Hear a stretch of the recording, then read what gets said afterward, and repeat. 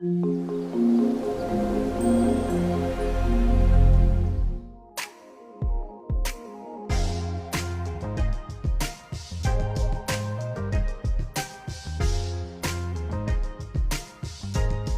Friends, welcome back to my channel. I am Manoj Kumar और दोस्तों आपका भाई फिर से हाजिर है आपके सामने ऐप कंपोजर की अगले टॉपिक को लेकर के। लास्ट सेशन के अंदर थोड़ा सा रिकैप कर लेते हैं हमने अभी तक क्या क्या किया है। लास्ट सेशन के अंदर हमने देखा कि भाई किस तरीके से मेरा जो ऐप कंपोजर की क्या रिक्वायरमेंट बनती है, क्या लुक एंड फील होता है, क्या नेविगेशन होता है, कहाँ से जा सकते हैं, कैसे उस पूरे फंक्शन को यूज कर सकते हैं। बहुत सारी चीजों का डिस्कशन हमने ऐप कंपोजर से रिलेटेड पीछे के दो सेशन में कर लिया है। एक में थोड़ा थ्योरी और एक्चुअल जो डेफिनेशंस अवेलेबल है ओरेकल डॉक्यूमेंट्स के अंदर वो हमने थोड़ी रेफर की। एक में बोर्ड पर मैंने आपको वर्बली बिल्कुल लेमन टर्म में ऐप कंपोजर के रिक्वायरमेंट और उसकी डेफिनेशन को समझाया। तो आज के सिनेरियो में बिना टाइम वेस्ट के हम करने वाले हैं कुछ ये वाले स्टेप्स। तो स्टेप्स क्या है? Steps for application composer setup क्या है? अगर एप्लीकेशन कंपोजर करना है तो सबसे पहले आज हम देखेंगे एक सैंडबॉक्स बनाना। फिर देखेंगे क्या किस तरीके से कस्टम ऑब्जेक्ट के अंदर कौन सा एप्लीकेशन चूज करना होता है। हालांकि ये भी चीज मैं आपको बता चुका हूँ बट हम करके ही देखेंगे। कस्टम फील्ड कैसे बनते हैं, कस्टम पेजेस कैसे बनते हैं, डेटा की सिक्योरिटी और पॉलिसीज को किस तरीके से मैनेज करते हैं। अपने बने हुए कस्टम ऑब्जेक्ट जिसको मैं कभी कभी टेबल भी बोलूंगा, आपको बस समझना है। जो कस्टम ऑब्जेक्ट बनेगा उसके ऊपर किस तरीके से रेस्ट या सोप अपनी वेब सर्विस को हम अटैच कर सकते हैं या उसके ऊपर एक्सपोज कर सकते हैं। किसी भी मेथड के लिए कर पाएंगे, कोई इशू नहीं है। चाहे वो गेट हो, पोस्ट हो, पैच हो, डिलीट हो, किसी के लिए भी हम सीधे सीधे अपने ऑब्जेक्ट के ऊपर वेब सर्विस को एक्सपोज कर पाएंगे। उसके बाद जो मेरा कस्टम ऑब्जेक्ट बना है वो मैंने आपको थोड़ा सा लेमन टर्म में समझाया भी था कि बैकएंड में किस तरीके से टेबल्स बनी हुई होती हैं लुकअप्स के फॉर्मेट में। एक एग्जांपल लिया था मैंने, जिनको लुकअप्स पता है उनको थोड़ा सा बैकग्राउंड देने की कोशिश की थी कि जो लुकअप्स होते हैं उनमें जिस तरीके से मल्टीपल लुकअप्स का डेटा एक ही टेबल में सेव हो जाता है, उसी फॉर्मेट में कुछ कुछ ये जो मेरे कस्टम ऑब्जेक्ट होते हैं ये सिस्टम के अंदर हर बार एक नई टेबल क्रिएट नहीं करते हैं, बल्कि पहले से बनी हुई टेबल के साथ अपने फील्ड्स और उन चीज़ों की मैपिंग करते हैं बेस्ड ऑन कस्टम ऑब्जेक्ट का एपीआई नेम। तो कस्टम ऑब्जेक्ट का एपीआई नेम क्या होता है वो भी मैं आपको क्लियरली बताऊंगा, ठीक है। उसके बाद किस तरीके से उस पर्टिकुलर टेबल को जान पाएंगे कि ये कस्टम ऑब्जेक्ट किस टेबल पर जाकर मेरा बना है, तो उस टेबल को कहाँ से निकालेंगे वो देखेंगे। और देखेंगे क्या कि किस तरीके से इस पर्टिकुलर रोल को हम किसी पर्टिकुलर यूजर को कैसे देंगे। साथ में ऊपर हमने यहाँ पर सबसे पहले क्या बनाया था, सैंडबॉक्स। तो सैंडबॉक्स कैसे क्रिएट करते हैं, क्रिएशन यहाँ देखेंगे, और कैसे पब्लिश करते हैं यहाँ पब्लिश करना देखेंगे।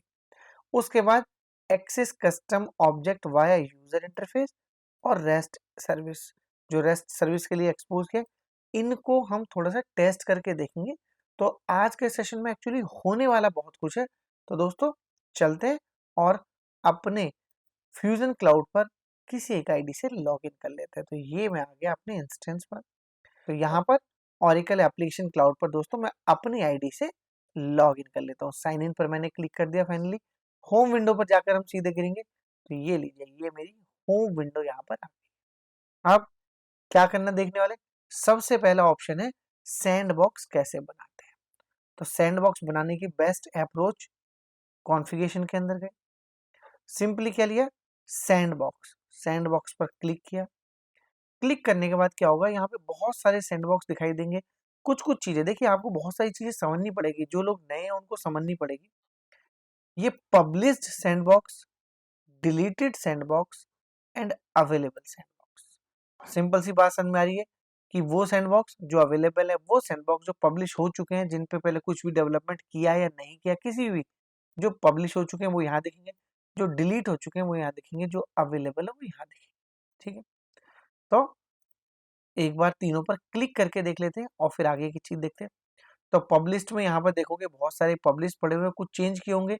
क्या चेंज करते हैं, कंटेक्स्ट साइट लेवल पे होता है, पब्लिश की डेट होती है, कौन कर रहा है वो होता है, साथ में होता है किस चीज के लिए, कोई डिस्क्रिप्शन में आपने अगर कुछ लिखा है तो वो यहाँ दिखता है। तो ये मेरे पब्लिश्ड है सारे सैंडबॉक्स। इसके अलावा यहाँ पे देखोगे ये डिलीटेड है, तो डिलीटेड में मुझे ऐसा कुछ दिख नहीं रहा है क्योंकि अभी तक मैंने कोई भी सैंडबॉक्स डिलीट किया ही नहीं है, ठीक है। और उससे पहले सबसे पहले है अवेलेबल सैंडबॉक्स। तो अवेलेबल सैंडबॉक्स में अगर आप लेफ्ट हैंड साइड जाओगे इस वाले एरिया में देखोगे तो यहाँ पे बहुत सारी चीजें लिखी हुई। अब ये चीजें क्या है, ये चीजें बहुत इंपॉर्टेंट है। देखिए सैंडबॉक्स क्या है ये आपको पता लग गया, मैंने डेफिनेशंस बताई थी किस तरीके से काम करना है।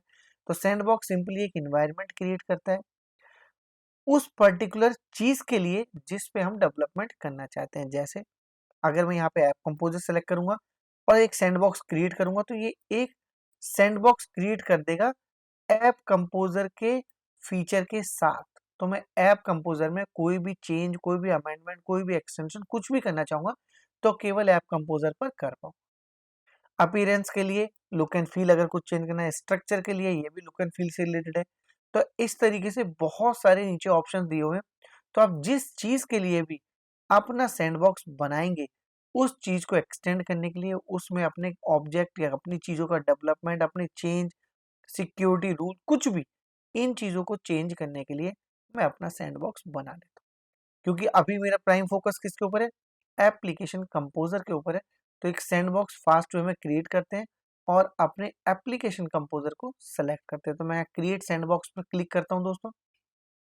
एक नाम देते हैं, बेस्ट अप्रोच होती है हमेशा, हमेशा आप क्या करें, हमेशा जो बेस्ट अप्रोच है नेमिंग कन्वेंशन की आप इस तरीके से दें, अपनी डेट रखें सो दैट आपको पता रहे किस डेट पर।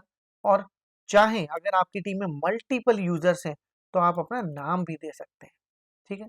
इस तरीके से तो पता लगेगा कि इस डेट पर इस बंदे का ये सैंडबॉक्स है, ये कुछ अपना डेवलपमेंट कर रहे हैं। दूसरा बंदा अपने नाम से बना सकता है या एक दिन में अगर एक सैंडबॉक्स बनाना है तो डेट के हिसाब से, वर्जन के हिसाब से बना सकते हैं, लाइक V1 V2 V3 जो भी आपको ठीक लगे। तो अभी मैं सिंपली इसको डेट दे करके ये कर रहा हूं और यहाँ पे सेलेक्ट कर रहा हूँ क्या, एप्लीकेशन कंपोजर, ठीक है। और भी कोई चीज अगर मुझे चाहिए जैसे कि कुछ भी मैं स्ट्रक्चर ले सकता हूँ, कहाँ पे लुक एंड फील अपीयरेंस में कुछ चेंज करना है तो अभी के लिए केवल और केवल मैं ले रहा हूँ क्या, एप्लीकेशन कंपोजर। तो भाई क्रिएट और एंटर दो ऑप्शन होते हैं, क्रिएट कर लो, क्रिएट करने के बाद अवेलेबल सैंडबॉक्स की लिस्ट में ये दिखाई देगा आपको, सिंपली सेलेक्ट करोगे तो वो एंटर होने के लिए बोलेगा। तो अभी सिंपली यही कर लेते हैं, एंटर हो जाते हैं और क्रिएट कर लेते हैं। तो क्रिएट और एंटर करते ही दोस्तों यहाँ पर टॉप पर जहां पर अभी ओरेकल लिखा हुआ है यहाँ पर एक येलो कलर का बार बन जाएगा। देखिए कलर माइट भी कुछ और भी हो सकता है, कलर पे मैं पूरा श्योर नहीं हूँ, बट ये बार बन जाता है जिसके अंदर पहले दिखाता है ये आपका क्या, सैंड बॉक्स का नाम। फिर यहाँ टूल्स दिखाता है, टूल्स के अंदर क्या दिखाता है ये आपको जानना चाहिए। अभी मैंने किसके लिए एक्सटेंड किया है, केवल एप्लीकेशन कंपोजर के लिए। तो एप्लीकेशन कंपोजर ही यहाँ पर दिख रहा है। तो चाहे तो अपने एप्लीकेशन कंपोजर में लॉगिन करने के लिए, जाने के लिए, नेविगेट होने के लिए सिंपली यहाँ क्रिएट कर सकते हैं, जो कि मैंने आपको पहले सेशन में बताया था कि नेविगेट करने के मल्टीपल वेज हो सकते हैं।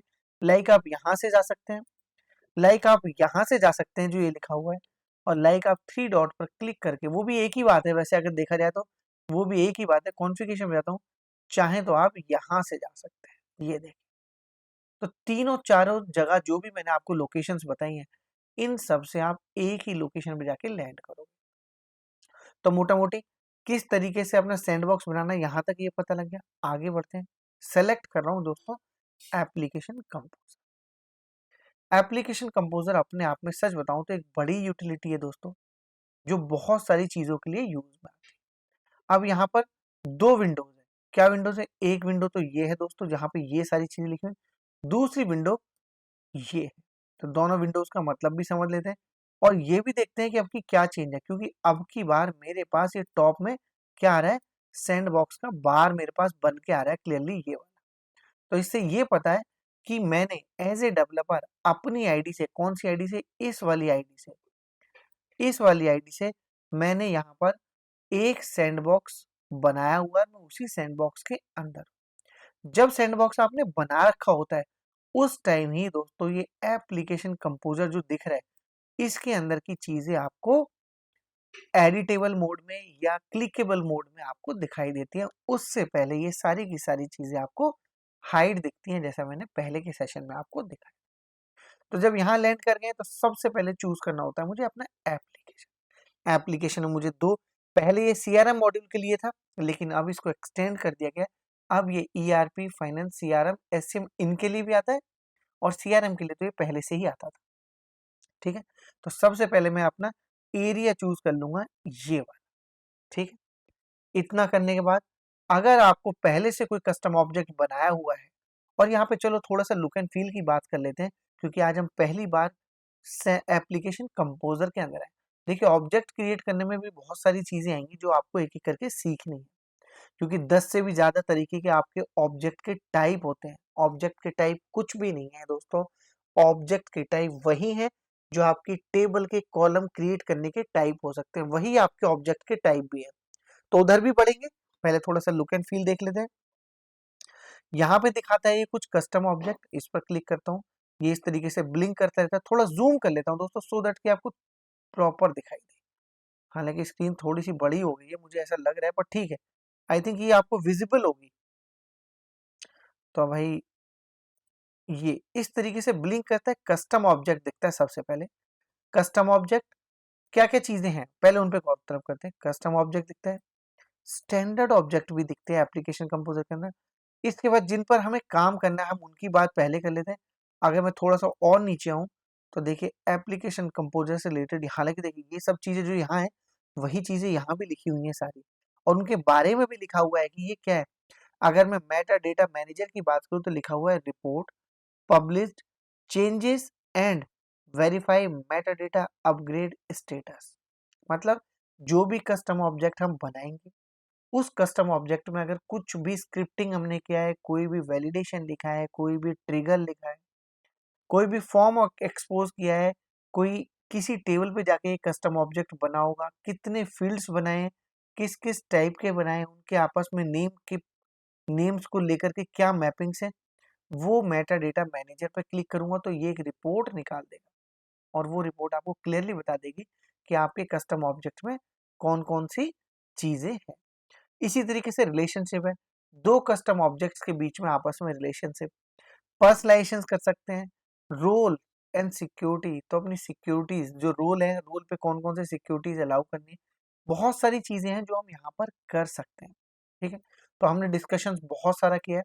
थोड़ा नीचे आएंगे तो यहाँ पर ये वेब सर्विस भी आपको दिखता है, जो क्लियरली आपके कस्टम ऑब्जेक्ट को as a web service expose कर देता है। रन टाइम मैसेज की बात करूं, तो रन टाइम मैसेजिंग हम करा सकते हैं अपने कस्टम ऑब्जेक्ट पे, किसी भी इवेंट पर जहां पे हमें जिस तरीके से भी यूटिलाइजेशन हो। तो रन टाइम मैसेज के अंदर आपको वो सारे लॉग और मैसेज दिखाई देंगे जो आपने अपने कस्टम ऑब्जेक्ट में कहीं पर लिखे। रिलेशनशिप हम जरूर बना के देखेंगे, पर्सनलाइजेशन हम जरूर करके देखेंगे।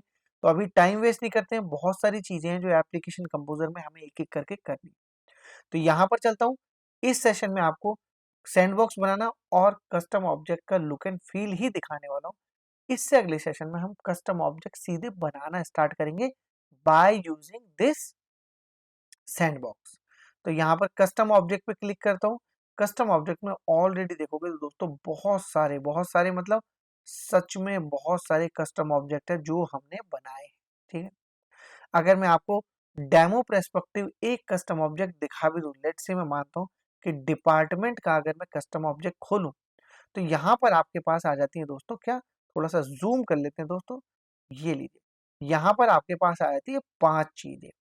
सबसे पहले तो होता है कस्टम ऑब्जेक्ट का नेम, जो कि ये है। इस नेम का एक्चुअल नेम क्या होता है, चलिए नेम के साथ एक्चुअल नेम की कहानी भी हम बात कर लेते हैं।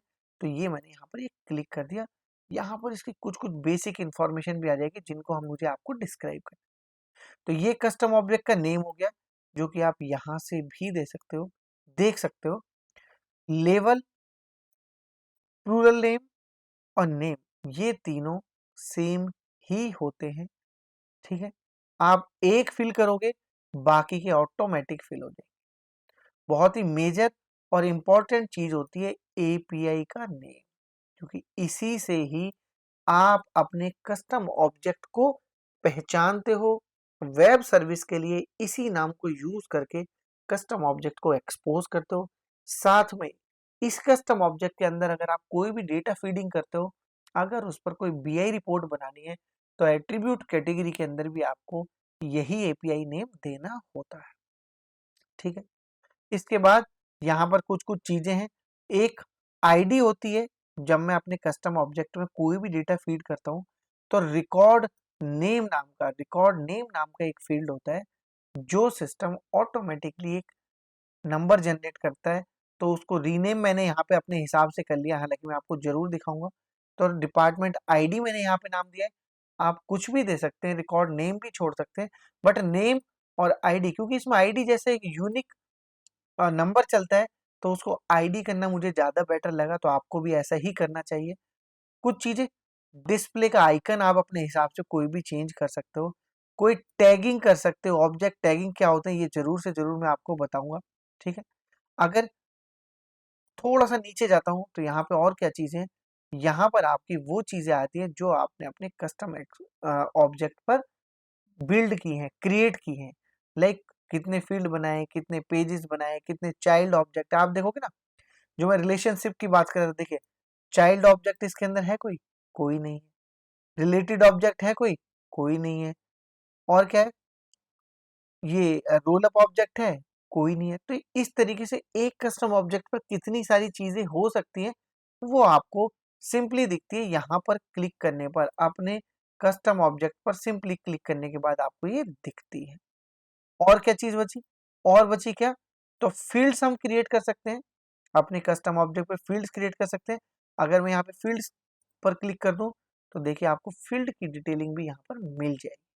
मैंने इस पर केवल और केवल एक ही फील्ड जो है वो क्रिएट किया हुआ है, ये वाला डिपार्टमेंट नेम। जब इस पर क्लिक करोगे तो इसका एक्चुअल नेम जो किसके अंदर होगा, जो आपको, ये लीजिए पहले मैं क्लिक ही कर देता हूँ सो दैट आपको क्लैरिटी रहे कि इसके अंदर और क्या है। तो एक डिस्प्ले नेम होगा, ये डिस्प्ले नेम है जो आपको दिखाई देगा, बट इसका एक्चुअल नेम जो है, एक्चुअल एपीआई नेम इसका ये वाला है, DEPT_name_C। और इसका नेम ये है, बट एपीआई नेम ये है और डिस्प्ले नेम ये है। तो बहुत सारे नाम हो गए, अगर आप समझोगे तो बहुत सारे नाम हो गए। इनसे कंफ्यूजन में नहीं आना है। मैं आपको बहुत इजीली तरीके से समझाऊंगा कि भैया ये ऐप कंपोजर आखिरकार ये भला है क्या।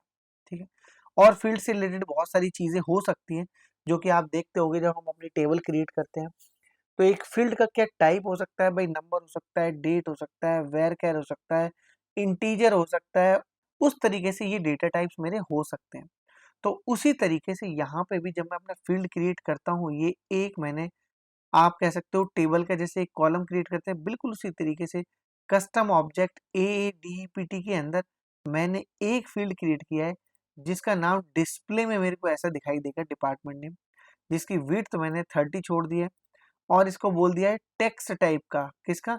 सिंपल टेक्स्ट बॉक्स टाइप का मैंने इसको बनाया है, टेक्स्ट वाला, क्योंकि इसमें टेक्स्ट वैल्यू में सेव करूंगा। एपीआई नेम इसका ये है। ठीक है, और इसका नेम एक ही है। तो ये नेम कहाँ पे यूज में आते हैं? दो दो नेम चल रहे हैं, एक डिस्प्ले भी चलो, डिस्प्ले छोड़ दो, यहाँ पे एपीआई नेम और ये नेम, दो दो नेम चल रहे हैं, कहाँ यूटिलाइजेशन में आते हैं आपको जरूर बताऊंगा। कंस्ट्रेंट क्या क्या हो सकते हैं?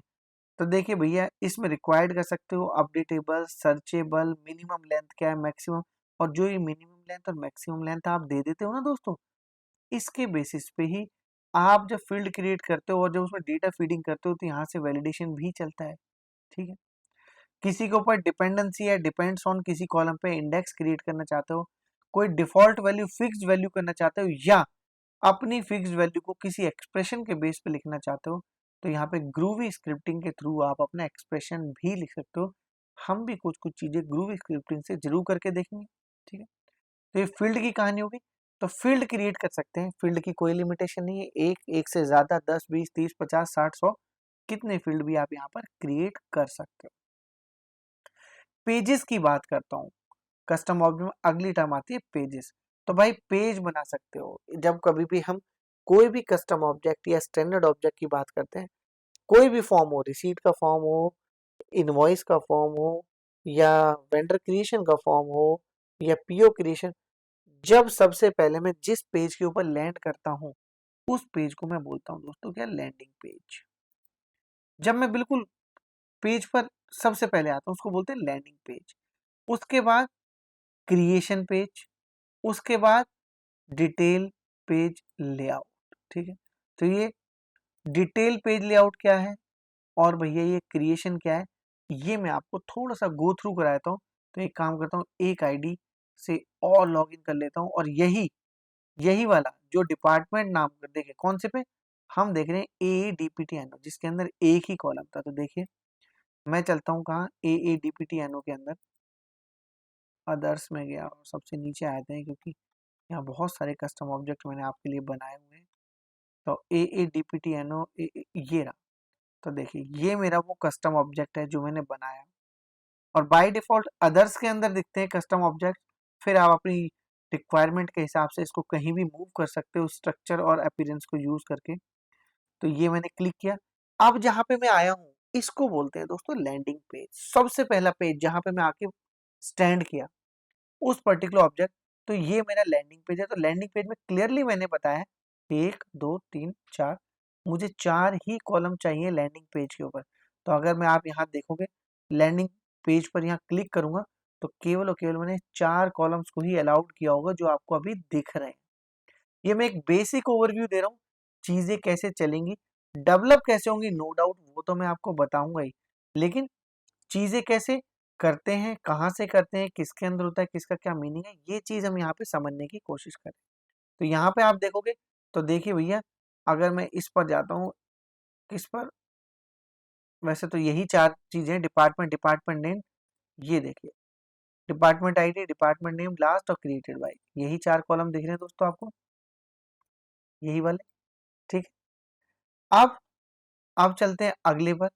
अगला पेज कौन सा है भाई, लैंडिंग पेज पर आने के बाद अगर मैं लैंडिंग पेज पे आया, क्या कर सकता हूँ, ये क्रिएट का बटन दिया हुआ, अगर मैं क्रिएट पर क्लिक करता हूँ, क्रिएट पर सिंपल क्लिक किया, क्रिएट पर क्लिक करने के बाद क्या आ रहा है, एक डिपार्टमेंट आईडी आ रहा है और एक डिपार्टमेंट नेम आ रहा है, भाई 2 ही कॉलम आ रहे हैं। तो अगर मैं यहाँ से बाहर निकल जाऊँ डन करके और क्रिएशन पेज पे आ जाऊँ यहाँ पर, तो यहाँ पे आप देखोगे तो यहाँ पे मैंने केवल 2 ही कॉलम अलाउ किए होंगे जहां पर मेरा क्रिएशन पेज जो है वो डिजाइन हुआ है। तो इसको आने देते हैं एक बार,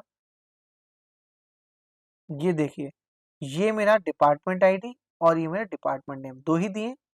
डिपार्टमेंट आईडी ऑटो है, बस आपको दिखाने भर के लिए दिया है, लेकिन एक्चुअल एंट्री करने वाला जो वैल्यू है फील्ड, फील्ड जो है वो डिपार्टमेंट नेम है। इसके बाहर आते हैं तो क्रिएशन कर सकते हैं, अभी मैं कैंसिल कर रहा हूँ।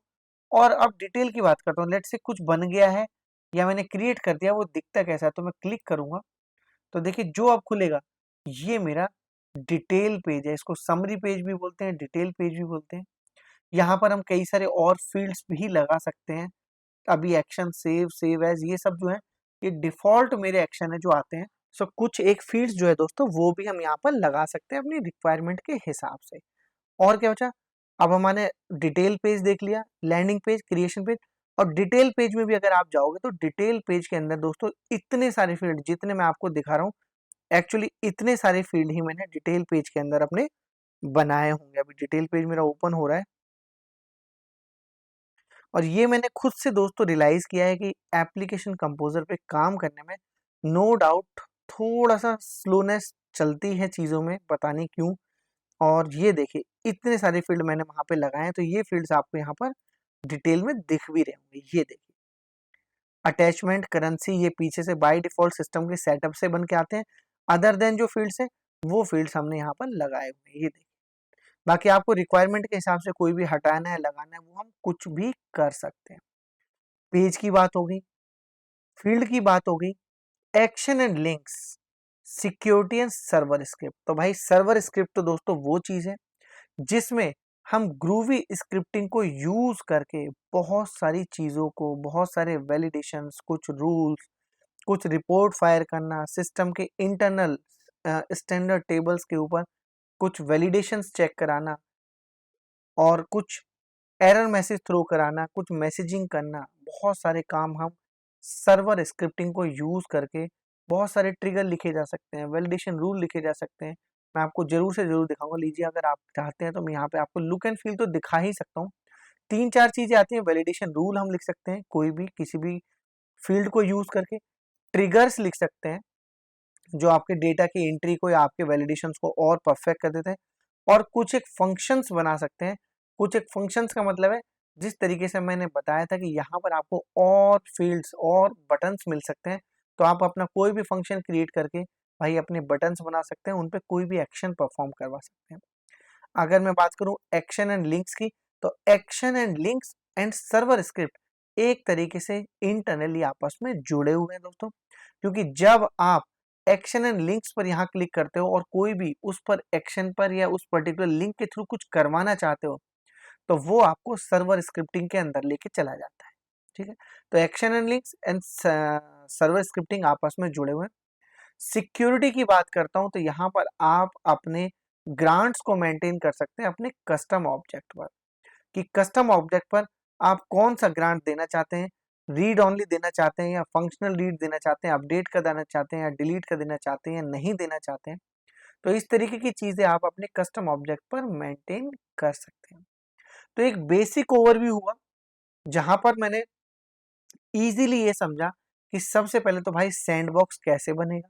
ठीक है, ये हमने सैंडबॉक्स बना रखा था, तो सैंडबॉक्स कैसे बनेगा और सैंडबॉक्स बनने के बाद में वो किस तरीके से ऊपर दिखता है ये हमें पता ही लग गया है।